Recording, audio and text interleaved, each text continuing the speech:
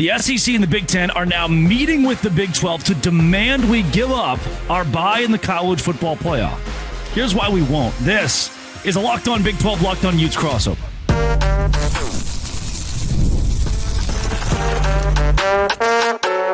You are Locked On Big 12, your daily podcast on the Big 12 Conference. Part of the Locked On Podcast Network, your team every day. Happy collusion, everybody. Welcome to a Locked On Big 12, Locked On Utes crossover. I'm Drake Toll from America's #1 Big 12 podcast. Locked On Big 12, that's JT Westersill, who is co-hosting today because he's very attractive and mildly funny. We will cover the SEC and Big Ten. I'm clipping that.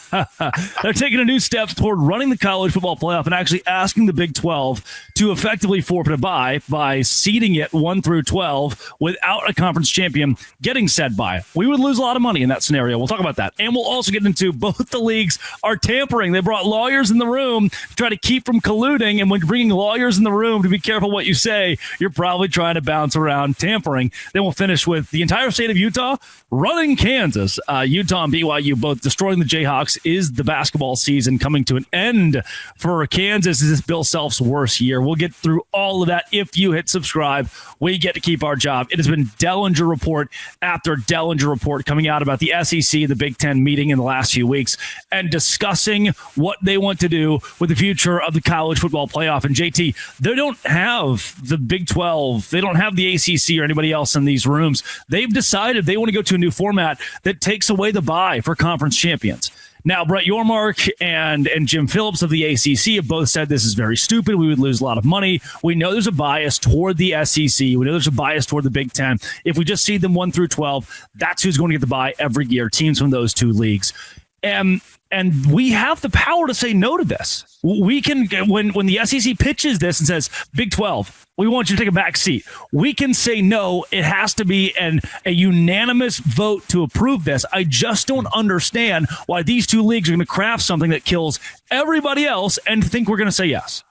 Yeah, that's what's nice is you mentioned they can say no, the Big 12 can, and the ACC could too. For 1 year, we'll get 1 year of this, but then the problem is the power still resides with the Big Ten and the SEC. And a year from now, or just a year from now, after this following year's playoff, then we are going to see them make it to where we do away with the auto bids. But at least for this next year, Drake, I'll let you dive into the financial ramifications of why the Big 12 will not in the 2025-26 playoff want to give up the auto bid. But also, let's just think about how stupid that would be for the Big 12. For Brett Yormark to go in and be like, we're guaranteed an auto bid or we have a great chance at an auto bid. Should say that because we saw last year what happened in the ACC where Boise State ends up climbing up, right? So crazy things can happen, but we have a great chance at a top 4 seed. Why in the world would you give that up? That doesn't make any sense from a competitive standpoint. Brett Yormark's not going to give this up for a year, and I'm glad that Brett Yormark, Jim Phillips at least have a year where they can stand up to the Big Ten and the SEC because that is quickly going away. So it makes no sense from a competitive standpoint why we would give up a great opportunity for a bye when more times than not, we probably are going to see the top 4 teams not representing a Big 12 team. And yes, it can happen. Sometimes I do believe that could happen, but more times than not, it's probably not going to be. So why would you give yourself up a great advantage of getting into that top grouping? They're not going to do that. And that's without even factoring in what you could dive into. The financial ramifications would make it just even more idiotic for Brett Yormark to just lay down and be like, oh, sure, we'll do this now. I know you don't flex it very often. It's not something to flex, but you have a very close relationship with the conference commissioner, and so you get to see this from a commissioner's point of view a lot of the time. And JT, what I'm worried about is the SEC and Big Ten know that next year they have even more power, that they're going to change the format from 2026 through 2031, and those two leagues basically have all the saying power in that conversation.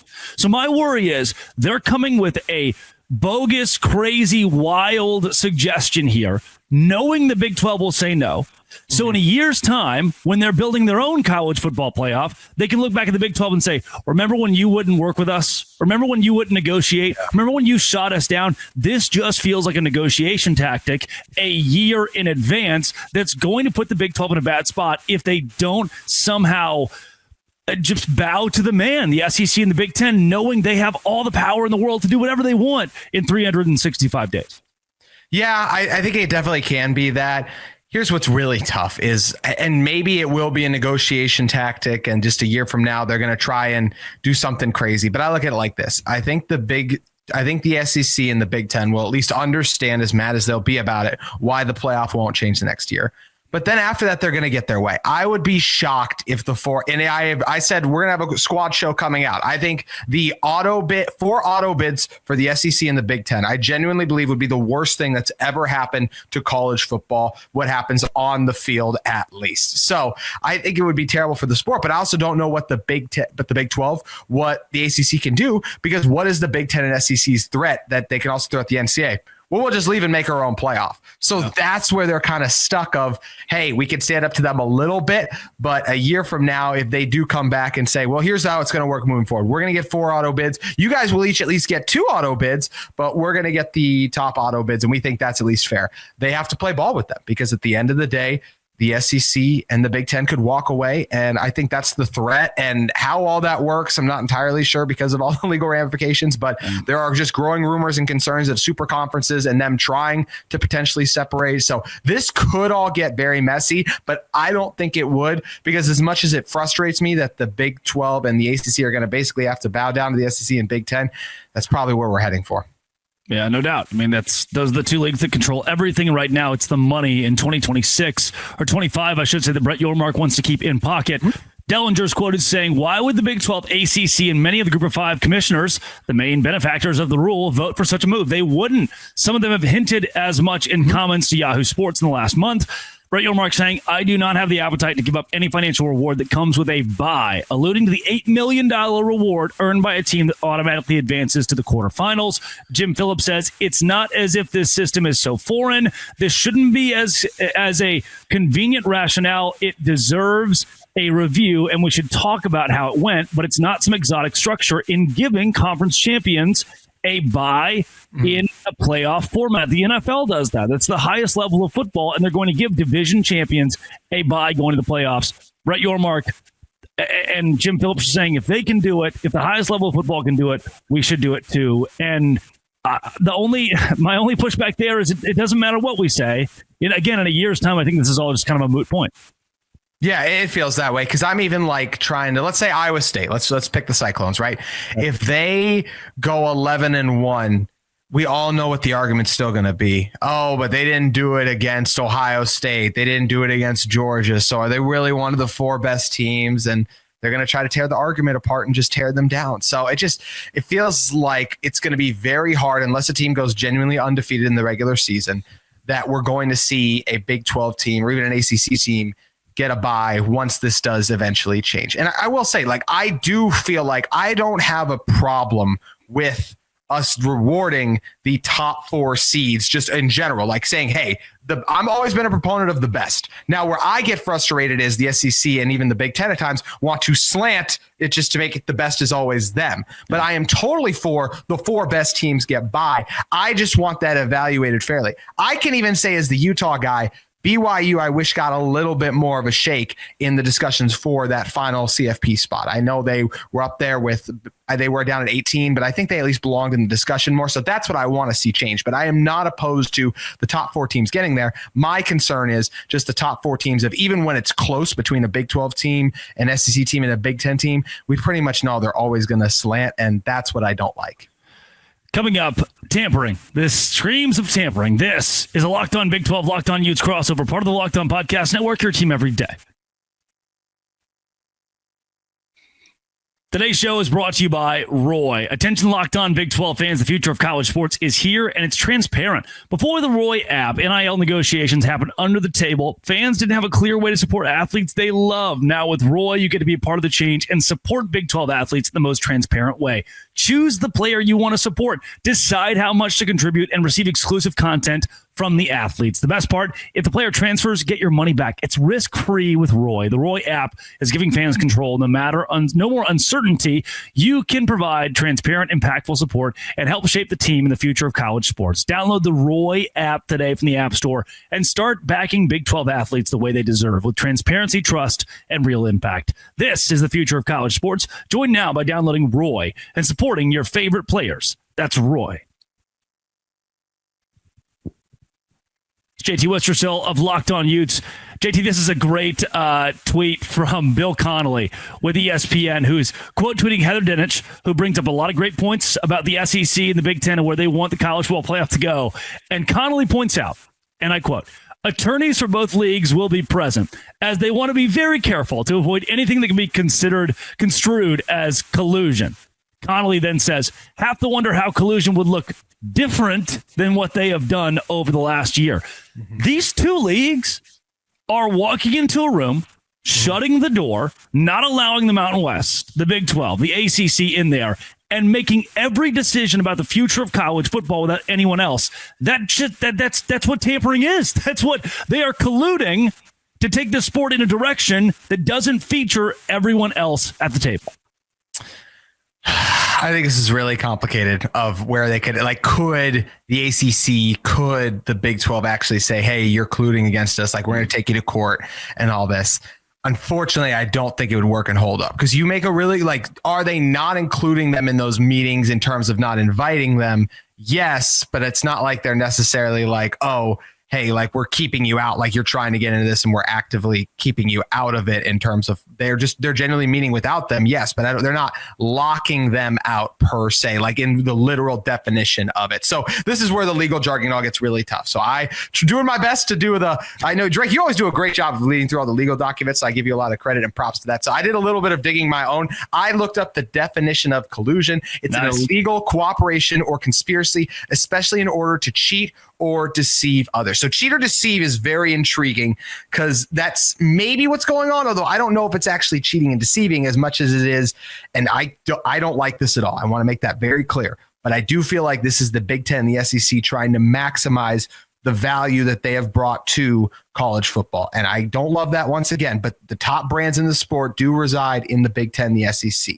So if they walk in and say, hey, we bring the most money, we deserve the most money, and we deserve the most auto bids, I don't like that, but I'm not sure that's enough to say, hey, we're taking you to court, that's colluding. Because if we went to court, they could literally say, here are the ratings in which our games generate the most revenue and things of that nature. So that's where I have a hard time seeing how it would hold up in court. But I haven't even watched Law and Order, so I can't get too deep into all this. Yeah, I'm steadily trying to understand, as a journalism major from Baylor, what exactly the collusion side of this would be and how you prove that. Yes.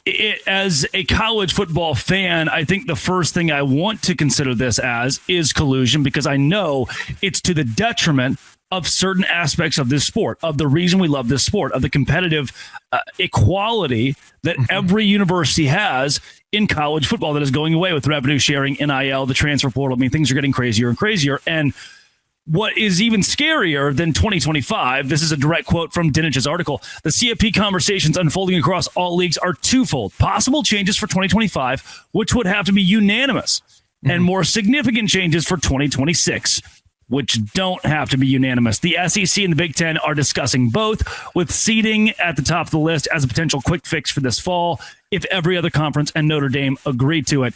That 2026 part we kind of brushed over in the ESPN article.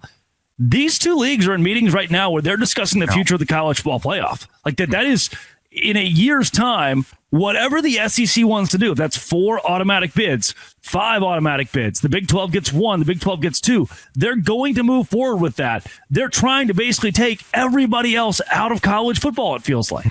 It absolutely feels that way. And that's where it's frustrating.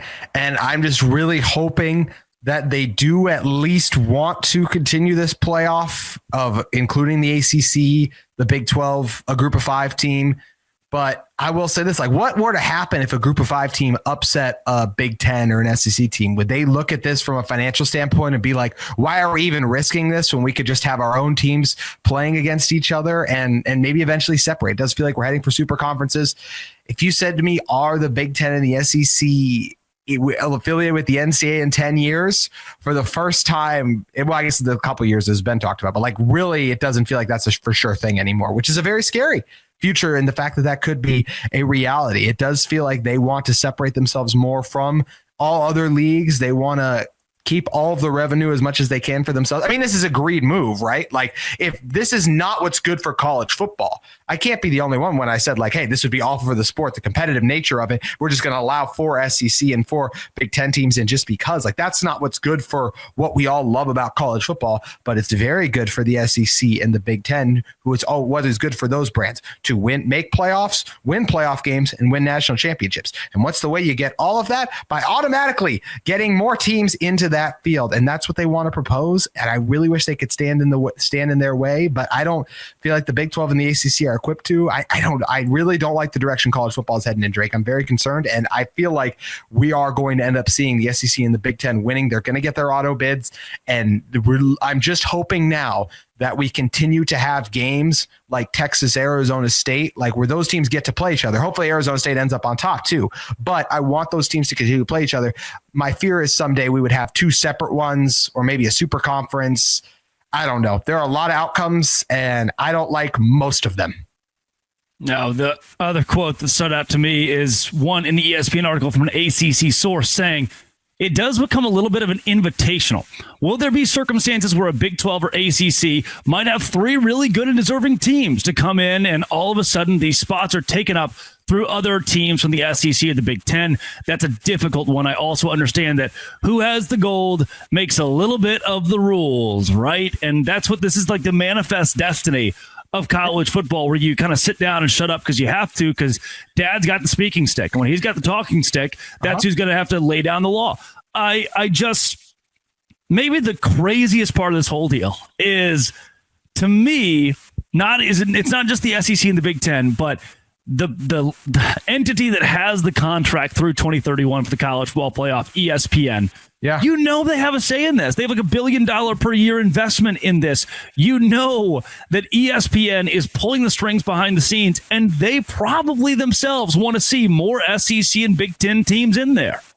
Potentially. I will say, I'm trying to remember now if it was, I think it was the Ross Dellinger one, Drake, that he said ESPN does not feel great about auto bids just for hurting the competitive nature of the product, because that is something that's really dangerous. And Drake, I brought this up before. Like, if you're the SEC and the Big Ten, why are you trying to make yourselves look bad? Drake, out of 10 playoffs, like, let's just predict how many of those playoffs, like 10 different playoffs, how many of them would not include 4 SEC and 4 Big Ten teams? Like, just how, if that was just if it was a 16 team field, like how many of those would not include 8 teams? Like, probably few, probably very few. So why are we doing this on the risk? Like, I'm sorry, Alabama, you're one team, like Alabama, Ole Miss. Like, I'm sorry, the SEC only got 3 teams in this year, and you still got 3 really good teams in. Like, you're fine. Whatever other team we let in too, they're not going to make the natty. It's just, I guess that's where it just becomes the money deal, because then it's like, well, if we beat another team, we're still earning more money. So I guess that's where it becomes frustrating. But I'm not trying to defend ESPN too much here either, because we know that the destruction of the Pac-12, ESPN was very much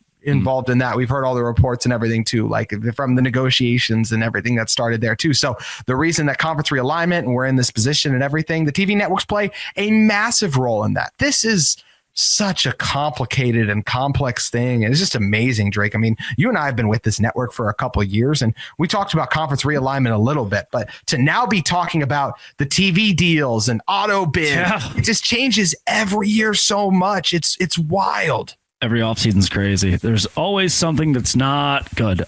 Coming up, this is good if you're a Utah or BYU fan. The state of Utah owns Kansas in basketball. Who saw that coming? This is a Locked On Big 12 Locked On Utes crossover.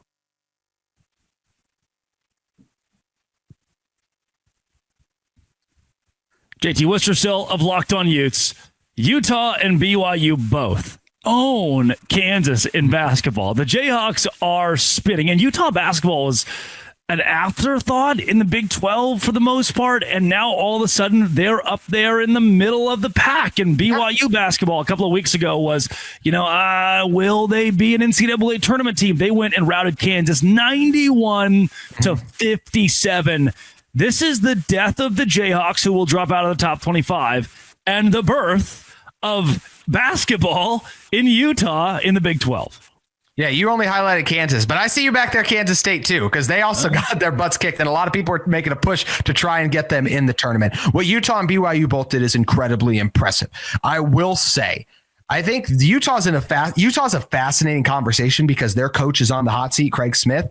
I think he has a chance to keep his job. That's how big the Kansas and Kansas State wins were for him. Obviously, Kevin Young's fine. He's doing a good job. Yeah. It's his first year, and there's so much that's going to go into next year anyways, too. That's what a lot of BYU fans are waiting for. Even if they want to be successful this year, make the tournament, do all the things of that nature. What does these wins say about these teams? I actually think it says what we've known about them all year. They're really good at home. They're 27-5 combined at home. Utah is 14-3 in the Huntsman. BYU is 13-2 in the Marriott Center. So why do teams struggle to come out to play in Utah? And this actually isn't just a basketball conversation. Most years, it didn't work out so well this year for Utah football because of how bad their offense was. But most years, it's just really hard to come into Utah and win in general, for whether that be for Utah football or BYU has had a very good home field advantage too. What is the reason for that? The altitude is a legit thing there. You see teams get fatigued and worn down. And what happens when you get fatigued and worn down? You make mistakes that are uncharacteristic. Kansas turned it over 15 times against BYU. Uncharacteristic for them because they were fatigued, and it's hard to play in that altitude too. Also, the new travel schedule, that's something that definitely factors into this too, having to make their way out for a long trip in Utah as well too. So look, it just gets really hard. The altitude, to keep the conditioning up, you make mistakes. And I give a lot of credit to Utah and BYU for what they did to Kansas. I will say really quick about Kansas. This comes to us from ESPN. This was Kansas' 7th loss in which they have been ranked and lost to an unranked team, which is their most such losses in the AP era. That goes back to pre-1950. So that also shows you good on Utah and BYU. They're stepping up. They're doing good things right now. Kansas has a legit problem. That is one of the wildest, like that's not even Bill Self. That's every era of Kansas basketball, basically. And even past the modern era, they have somehow they're still going to make the NCAA tournament, but this year, it's like Kansas has hit a wall. Self said in his post-game press conference, we thought this would be a bonding trip. We'll go to Utah for a week, 9 days, whatever it ends up being. We'll find ourselves, and it'll be a fun kumbaya for all of our guys. And then he goes into the presser and says, we all need to get away from each other. We all need to be as far away from each other as possible and end this. Did the state of Utah break Kansas basketball? I think they might have been the final push. Did other people land the punches and then Utah came in for that big cinematic blow that's going to Utah and BYU to knock them out? I think that is absolutely possible because I just feel like this is a team that's teetering. There's been some really interesting Hunter Dickinson comments throughout the season. He's got that weird deal where he's also a CBS analyst too. So this is a very weird team. And sometimes we see the guys who stay in college forever. Doesn't always end so well. Cam Rising, Alan Bowman, KJ Jefferson. Some of them it works great, but not all these guys it does. So I really do think there's a chance. I think both Utah and BYU are playing their best basketball right now. Now, part of that is they're at home, so I want to see how they're going to fare on the road coming up here. Also really excited for Utah and BYU to face off down the stretch in the regular season final game. That was an awesome atmosphere last night the Cougars had. To Drake, that was just incredibly exciting. I'm sure Jake Hatch was there too. So it was an incredibly exciting atmosphere. I do think Utah and BYU in part have they damaged Kansas badly. And even Kansas State, they were expected to do more. I'm blanking on his name now, Drake, but they had the big transfer from Illinois they got. And he is, I think it's Coleman Hawkins. I want to say it is. And he was struggling for the Wildcats too. So it's wild to see Utah step up and be a team that's Utah basketball, BYU basketball had expectations for Utah basketball to go out and beat Kansas. That's why it's what's wrong with Kansas so much? And it's also wait, Craig Smith's a pretty good coach. Maybe we should keep him in Utah. So it was crazy to watch Utah and BYU be able to pull off the big upsets over the weekend. And BYU thrashed them. I mean, oh my gosh, it wasn't even a game in the second half. Yeah. Coleman Hawkins, who? That's kind of what it's felt like in a few of these games here recently. JT, I want to talk Utah basketball, BYU basketball, holy war. It feels a lot less spicy. It feels a little more kind of the vibes that I've gotten so far is when Utah wins a basketball game against Kansas, BYU fans are going, good. We want Kansas to lose in basketball. Almost like there's a sense of somewhat camaraderie between the two. I could be reading this entirely wrong, but it feels like both schools are okay with each other winning in basketball. Is that true this season at least? Feels like it. I think the Utah BYU rivalry is very interesting because you mentioned how Bill Self talked about having a kumbaya when they came out to Utah. Drake, you were at the Utah BYU football game. Would you describe that as a kumbaya? No kumbaya. It's not opposite of kumbaya. No, opposite of kumbaya, exactly. I do think there is something to be said of the Utah BYU rivalry is so fascinating and complex. We talked about the religious ramifications of it before too. And then you also look at just, I feel like some fans loathe the other school to an unhealthy level. And then some fans look at them like, I'm a Utah fan, but my second favorite team is BYU. So this rivalry becomes so complex and interesting. And with every state that anyone has ever lived in, there's always our state against the world or against everyone, right? So I do feel like there is that thing of, hey, Utah basketball, like Utah high school football was disrespected not long ago. Utah high school basketball is caught in some flat. So like anytime your state's being disrespected, you're going to want the teams in your state to perform, step up, and do some things. And that's what both Utah and BYU have been able to do in basketball. I think to be able to beat Kansas once again, like that's monumental. That's got to be.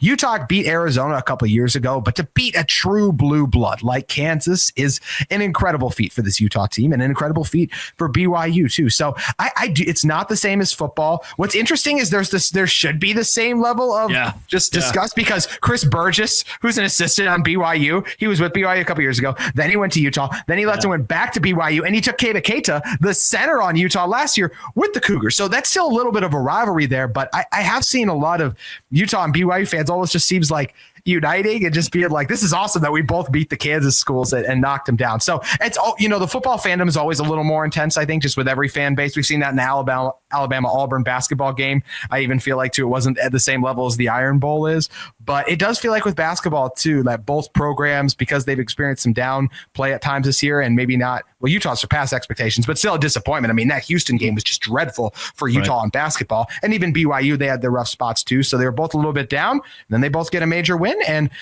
so not all the fans are crazy about like their hate for the other school. So I think a lot of the ones in the middle that you see, and I myself included, I can be like, I really like BYU's open on ESPN last night was incredible with their student section, them panning to that. That was a great shot. I have a lot of respect for Kevin Young and the Cougars basketball program. And the intense hatred that sometimes goes to football, it's not there for basketball. It was, like you said, Drake, great week for Utah basketball. Not good for any basketball in the state of Kansas in the Big 12. No, it was not. JT, where can more folks find your work? You guys can head over Locked On Utes. Find my personal handle at JT Wisterso, Locked On Utes on X as well. Drake, always great hanging with you, my friend. And also, you are a very handsome host as well.